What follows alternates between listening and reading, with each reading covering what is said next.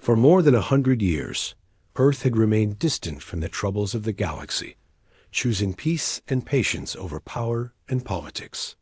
While alien empires spread across the stars, forming alliances and fighting wars, humans kept to themselves, sending only small trade ships and survey teams beyond their settled systems. The United Earth Coalition built slowly, carefully, without drawing attention, and most other species saw humans as harmless observers, quiet traders with soft voices and few weapons. Earth had colonies, but none with strong defenses. There, ships were fast but unarmed, and their only war fleet existed in history books. To the outside galaxy, Earth was a small light among brighter stars, a planet that had no interest in taking sides. But all of that changed on a warm morning over Cairo, when a strange object fell from the sky and struck the city with a blinding flash. At first, people thought it was an asteroid, but when the dust cleared, the crater glowed with a steady blue light, and no one could find any natural material inside. There was no heat signature, no trace of radiation, and no transmission. It wasn't a bomb, yet everything within 5 kilometers had vanished. The crater was smooth, clean, and silent. Before scientists could investigate, 3 more objects arrived within 24 hours, each one targeting a different continent, each one causing the same strange disappearance of everything nearby. There were no demands, no messages, no warning. Diplomats reached out across dozens of frequencies, but none received a reply. Whoever was behind the attacks wasn't looking to talk. Panic began to spread, but Earth's leaders kept their silence as they met in secure underground chambers, trying to understand what had happened. Space agencies searched for the path of the falling objects, but found no trails. Defense systems that should have detected incoming threats never registered a single signal. People across Earth stayed glued to their screens, watching cities vanish without explanation, wondering if more would fall.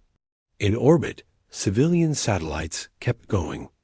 Offline, and though no one admitted it publicly, whispers began about sabotage or silent takeovers. The United Earth Coalition ordered all research stations and outer colonies into lockdown, and emergency plans, once just dusty files, were suddenly being activated. Soldiers quietly deployed in major cities, and shelters that hadn't been used in generations were powered up again. Yet even as Earth braced for what might come next, no one knew who the enemy was. Some believed it was an alien test. Others feared it was a punishment for staying out of galactic affairs for too long. A few even whispered about betrayal from within, though no one dared speak such words aloud. Across the stars, alien empires watched Earth's confusion with interest. To them, the attacks were a mystery, but also a chance. Some began sending scout ships, not with aid, but with cameras and collectors, hoping to catch a glimpse of Earth's fall. In the streets, people mourned in silence, afraid to gather in large crowds, worried they might become the next target. The sky felt heavier, and even children sensed that something terrible had shifted. Earth had always been peaceful, careful, and quiet, but now something had broken that silence in a way no one could explain. And though the world hadn't yet struck back, those who knew Earth best began to fear what would happen if it ever did. The planet that had stayed neutral for a century was no longer untouched. A first attack had landed, and everything that came after would be written in fire. The skies above Earth, once filled with calm satellites and peaceful vessels, had turned into a graveyard of falling metal and drifting silence. As the world struggled to understand the attacks, others from across the galaxy began to arrive, not with aid, not with sympathy, but with hungry eyes and open claws. The Gralton, a race known for their scavenging fleets, sent dozens of ships into low orbit, pretending to study the wreckage while secretly pulling entire satellites into their holds. The Anzari came next, landing in ruined cities to capture survivors, not for rescue, but for research and forced labor. They saw Earth not as a world in crisis, but as a market with no protection. Worst of all were the U-Tel, who arrived, not to take, but to record broadcasting Earth's suffering across their networks, turning human tragedy into a form of entertainment watched by millions of distant viewers. Earth's orbit became crowded with ships from species who had never dared approach before, each one hoping to grab something before Earth either collapsed or cried for help. But help never came. Earth's colonies remained dark, and no calls were sent to other worlds. The United Earth Coalition remained completely silent. That silence, at first, seemed like weakness. The aliens mocked Earth for its hesitation, but some began to notice strange things. A few scavenger ships vanished without a trace. Others reported static and sensor failures near certain zones. Patterns formed among the clouds, unnatural lines that moved like signals. Unknown frequencies pulsed quietly in the background, impossible to decode, ignored at first, but later feared. From orbit, it looked like Earth had given up. Cities burned without resistance. Military forces were invisible. No fighter craft rose to challenge intruders. But deep below the surface, under ancient mountains and flooded valleys, something else was happening. Hidden doors that hadn't opened in decades slid apart. Old bunkers, once used for science or defense, were coming back online. Automated systems began moving on their own. Underground trains carried sealed containers without names or markings. Soldiers, silent, precise, and prepared, moved through tunnels without speaking a word. Earth was not retreating. It was shifting. Every part of its response was planned. Long before the first attack, the humans had expected something like this, not the exact enemy, not the exact method, but the shape of it. And they had prepared in a way that no alien could understand. For years, Earth had studied the galaxy in silence, watching the mistakes others made. While the rest fought wars in open space, Earth focused on secret stealth, disruption, misdirection. No grand fleets, no declarations. Just the quiet building of things no one could see until it was too late. Now, the vultures were circling a world that looked wounded, but that appearance was a choice. It was bait. The Enzare lost 3 landing ships in one night, each one vanishing seconds after touching down. The Gralton began receiving false sensor data, sending them into traps and dead zones. The Estel lost connection with their broadcasts, and their viewers began seeing strange symbols instead of destruction. The more they tried to tighten their grip, the more Earth slipped through their fingers. Fear began to spread through the scavenger fleets. Some ships left orbit without waiting for orders. Others tried to hide, but the shadows around Earth had grown deeper than they understood. Somewhere in that growing storm, a quiet signal pulsed across a dozen hidden beacons, each one bouncing the message further through layers of encrypted networks. The signal wasn't meant for aliens. It was meant for something sleeping, something human, something Earth had kept buried far from curious eyes. It was time. The countdowns began.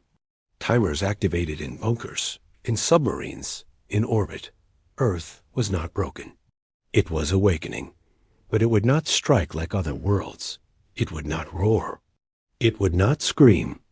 Earth's answer would come without warning, and by the time the vultures realized their mistake, they would no longer be able to fly away.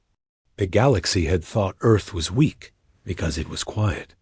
But the ones who had truly studied humans, the ones who remembered their history, had always warned that Earth's silence wasn't peace. It was patience. And patience always ends far beneath the continents where once mighty cities stood. Deep inside mountains carved with old technology and long-forgotten tunnels, something ancient began to wake. These places had been silent for decades, hidden behind false records and sealed by codes only a few living people still remembered. But now, across the shattered Earth, old protocols unlocked, lights blinked on for the first time in years, and machines older than most countries came to life without making a sound. Earth's neutrality had never been about fear. It had been about timing, about watching carefully while others showed their strengths too early.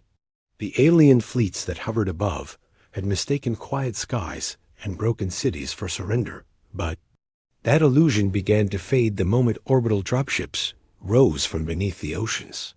Not even the most advanced alien scanners noticed their launch, for these ships didn't use common engines, and their hulls bent light in unnatural ways. At the same time, hidden satellites that had once appeared deactivated suddenly rotated toward enemy ships, not to scan, but to blind, jam, and mislead. The Enzari flagship, once confident and fully in control, lost all contact with its lower decks. Minutes later, it disappeared from every screen, not destroyed by missiles or torpedoes, but pulled into something it could neither detect nor understand. No explosion, no signal, just silence, as if it had been erased from reality. On the far side of the moon, the Graltin flagship fired its weapons in panic, but its systems had already been touched by something foreign. The ship's own targeting turned against it, redirecting the fire back into its own engines. By the time they realized the error, it was too late. The ship collided with a lifeless crater and vanished in a bloom of twisted metal. Back on Earth, armored figures emerged from the ground, silent, quick, and deadly. These were not ordinary soldiers. They wore advanced exosuits designed for more than protection. Some moved like shadows, bending around corners without light. Others had built-in weapons that didn't fire bullets or beams, but something quieter, something that simply ended threats. They didn't fight to take back cities. They didn't build walls or hold positions. They hunted. Every move was calculated, every strike based on information pulled from deep surveillance networks that had remained dormant until now. The aliens had taken prisoners, but now it was the humans who began taking them one by one, silently removing intruders from their stolen outposts without firing a single shot. AI cores scattered across the globe connected with each other for the first time, weaving together strategies, rerouting drones, and guiding special teams through enemy-held zones. They did not speak in words, but in instant signals, shifting entire missions in seconds. Every alien stronghold that had once stood proud above a ruined human city now faced confusion, darkness, and strange failures. Lights flickered, doors sealed. Themselves, communications broke down. Some aliens thought Earth was using magic, but it was something far simpler and more terrifying preparation. As panic spread through the surviving scavenger fleets, more ships tried to flee Earth's orbit. But escape wasn't simple anymore. Unknown mines had activated along the orbital lanes. Defense satellites disguised as debris opened fire without, revealing their positions. Earth hadn't just hidden its strength, it had scattered it across every level of its world, buried it so deeply and silently that not even Earth's allies had known it existed. Now it moved with purpose, not in anger, but in quiet resolution.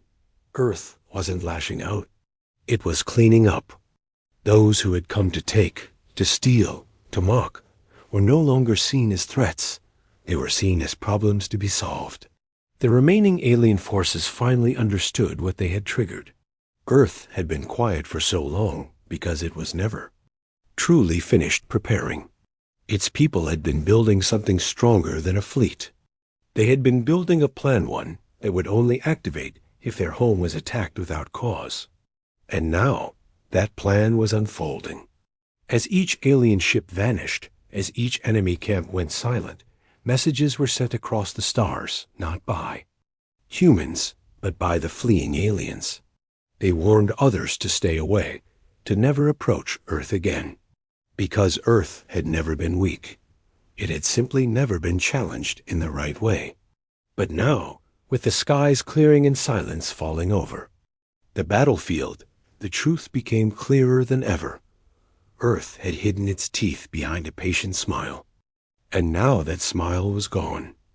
The remains of the first weapon were buried deep beneath the ashes of what used to be Cairo.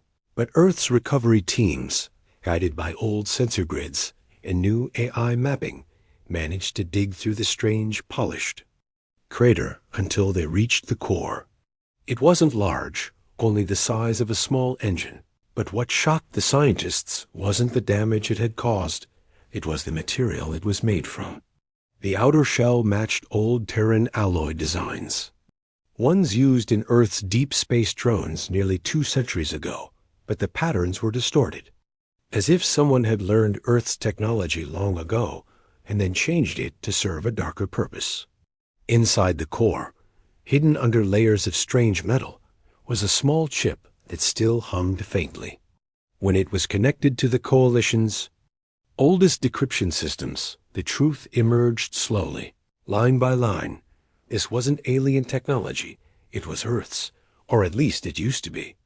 Someone had taken forgotten human designs and used them to attack the planet. That was when things began to go wrong across Earth's outer systems. One by one, deep space outposts stopped sending signals.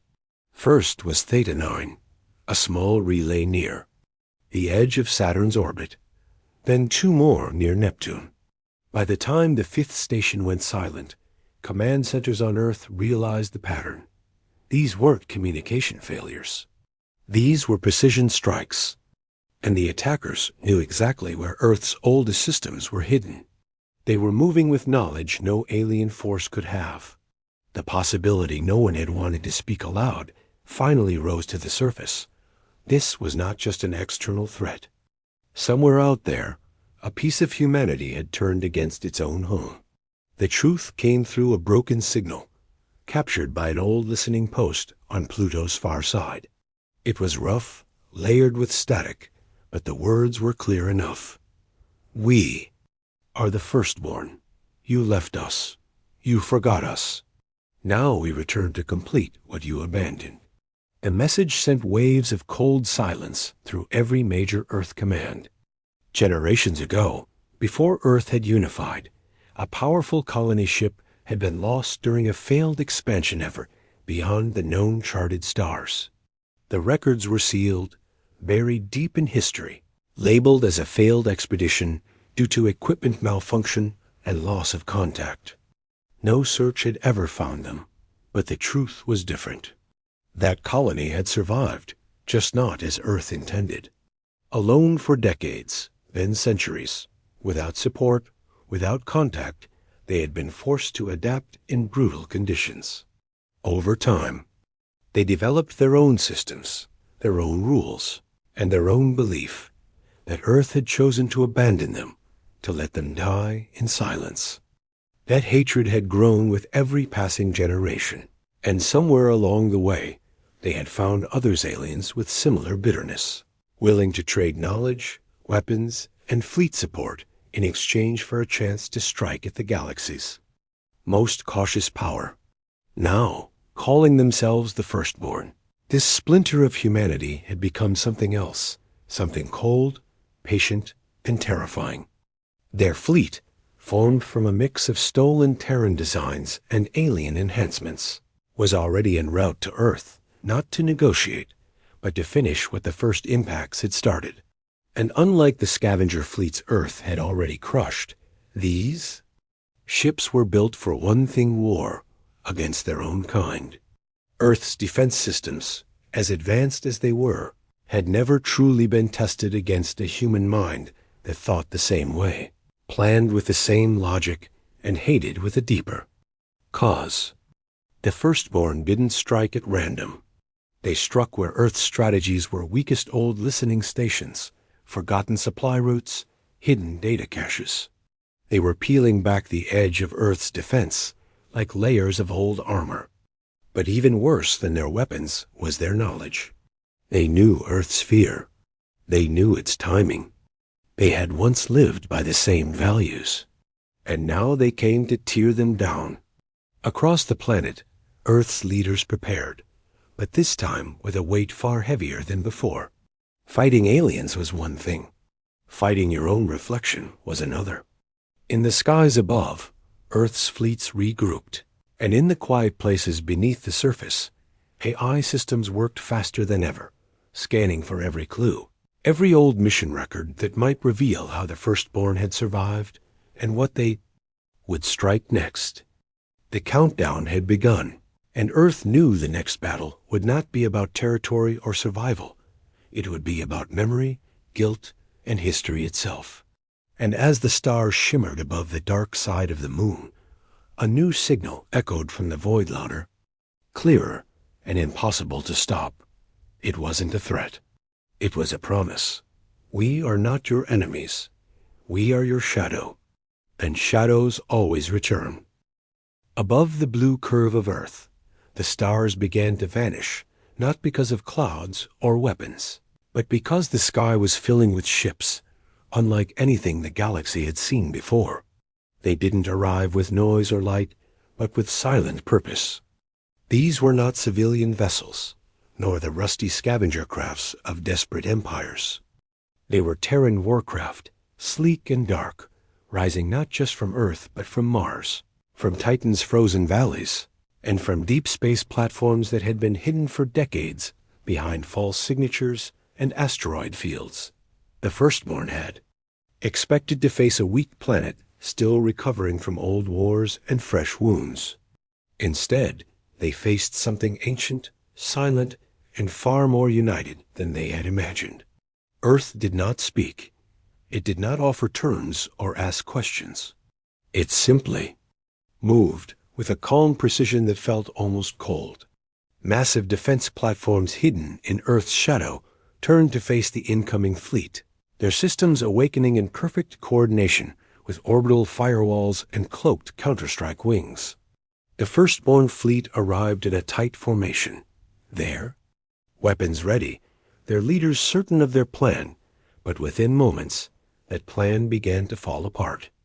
Earth's countermeasures didn't destroy their ships with fire. Instead, strange fields wrapped around the Firstborn's command vessels, freezing their systems in place without breaking them. Missiles disappeared mid-flight, redirected or pulled off course by unknown forces.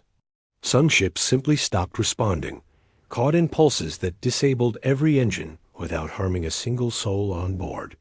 No alarms, no explosions, just silence, followed by surrender. Drones the size of insects infiltrated enemy flagships, disabling targeting systems and unlocking sealed corridors. Boarding teams, human and machine working together, entered without breaking doors or firing weapons. The battle ended not in blood, but in silence. It wasn't that Earth lacked the power to destroy. It simply chose not to. The message was clearer this way. Across the stars, listening stations recorded every signal, every pattern, and found something terrifying in Earth's silence. The Firstborn, once confident in their mix of alien technology and stolen Earth designs, realized too late that Earth had moved far beyond anything they understood. Their weapons were modern, but Earth's defenses were something else subtle, adaptive, alive in ways no outsider could track.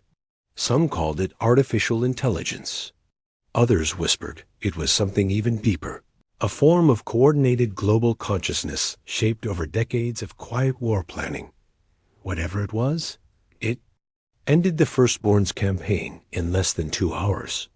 And still, Earth didn't declare victory. Its fleets did not linger in orbit. They collected their wounded, repaired what had been touched, and then began to vanish one by one, slipping back into the deep places from which they came. The stars returned. The silence remained. Only one message was sent, not in anger or threat, but as a statement of fact. Earth will not attack first, but it will end what you begin. That single sentence echoed across every major communication line in the galaxy. It was translated into hundreds of languages, recorded, analyzed, debated, Some called it a warning. Others called it a promise. But all agreed on one thing: Earth was no longer neutral. It never really had been. Its quiet years were not years of peace, but years of building, learning, and waiting. From that day forward, no species dared approach Earth without permission. The scavenger fleets left its orbit forever. The Yale News Network stopped broadcasting Earth's name. The Enzari dismantled their border camps near Terran space. Even the Gralton, once bold in their theft, erased Earth from their charts. In a galaxy filled with empires that roared, Earth whispered, and that whisper shook the stars. The firstborn were taken, not executed, not erased, but detained in hidden colonies, given a chance to remember who they were before hatred consumed them. Earth didn't rule the stars. It didn't want to, but the stars now knew what Earth truly was. And no one would forget again.